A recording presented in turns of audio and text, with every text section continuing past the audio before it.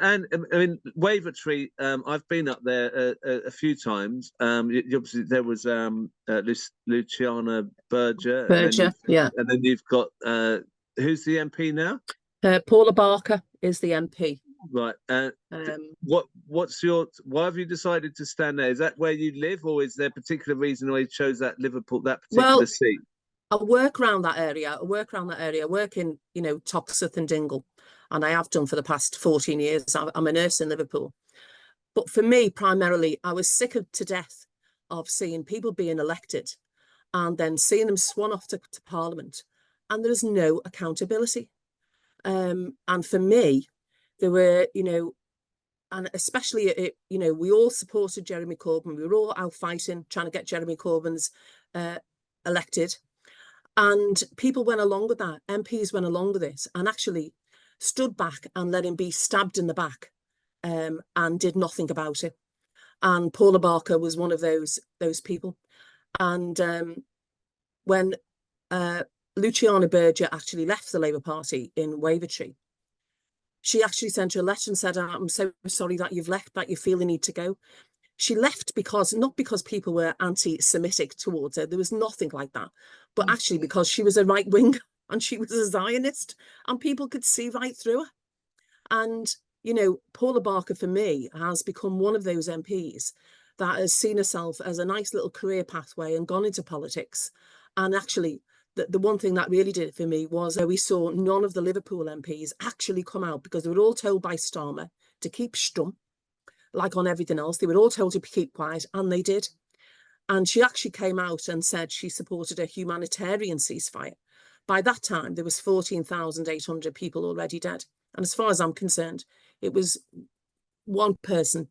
They should have all actually, Liverpool has got a proud history of Labour MPs. They should have all come out and actually said, we support the ceasefire. No ifs, no buts. And they didn't. But I think what we've seen in Liverpool as well, and I think for a lot of people here, we're told all the time, it's austerity, We've got to, tighten our belts. We've got to do this. And for me, working in the inner city and working around Liverpool, I see a lot of wealth in the city.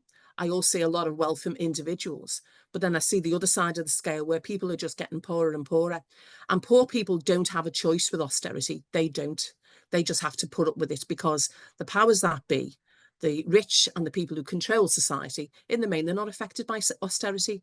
So I think austerity, for me, is a choice. We don't have to go along on that. Why aren't we building houses? Why aren't we investing in schools? Why aren't we investing in houses? We have got like 7.8 million people on the waiting lists in the NHS, and that's where my background is from a nurse.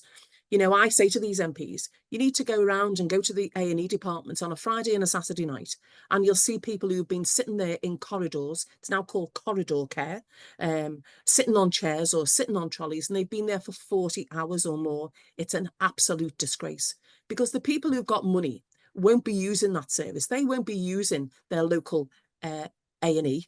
They will be using their private doctors to get seen to straight away. So for me, it's twofold. I just think in this country, the poor have got poorer, the rich have got richer. And for me, I used to be a member of the Labour Party. I joined the Labour Party when I was 17 years old because I'm a socialist, and like everybody else. So I didn't leave socialism. Socialism left the Labour Party, and I couldn't stomach it anymore. And especially the treachery that was done to Jeremy Corbyn, I'll go back to that again, after the last election, where every one of them, they didn't even hide it. They didn't stab him in the back, they stabbed him in the front. And all of those policies that we campaigned for have all just gone out the window. So I am campaigning on those principles that we had back then.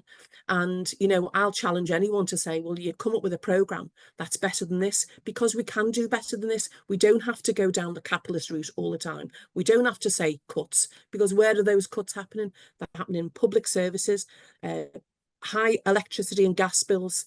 People are paying a fortune now on, just on their rail, trying to get to work, and all of those things. So, we've got a generation here, I think, of children, of young people as well, who don't know really what a good national health service is like. They don't know what a good train system or, travel system was like. They don't know what it was like to go to university.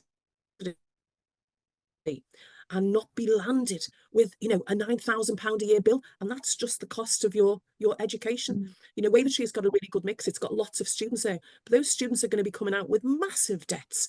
Now, it's okay if you are on that top layer of society where your parents can pay for it, but most of these young people are going to be going out with massive debts and then starting, and you're already seeing that. You've seen the influx of doctors who've become qualified, who have gone overseas because they're not being paid well here. They're not supported by Labour. They've been out striking, and I was a striking nurse and I support the striking doctors. But for me, the whole system has crashed, and we have to have an alternative, because if we don't have an alternative, we may as well all give up and go home. So I am standing. Now that's, you know, I'm trying to do it. There's so many things. There's just so many things. Yeah, I think, sorry, Crispin, just to make a point here, when I was looking through some of the garbage that the Labour Party was sending me out a few years ago, one of the little things that came through is, you know, they have a Labour MP pathway now. And I thought, a Labour MP pathway, a career pathway to become an MP. And I swear to God, I couldn't believe it. But it's a pathway. If you'd like to become an MP, this is what you'll have to do. And I thought, hang on a minute. People became MPs or became councillors because they became representatives of their community. And it was something that it was an honour to do. But now, a career pathway, it just absolutely shows the way that we've gone. And for me, Keir Starmer, he's come from nowhere. He's betrayed a lot of people. I've got a long memory.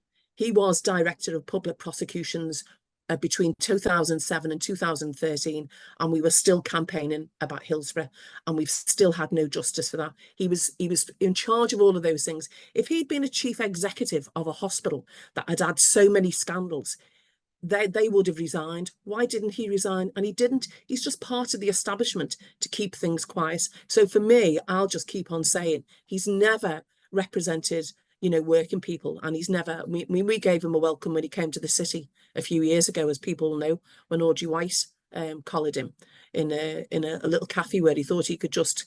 And even now, he came into Liverpool a few weeks ago and sneaked into the city. And I can't remember where he went because nobody knew.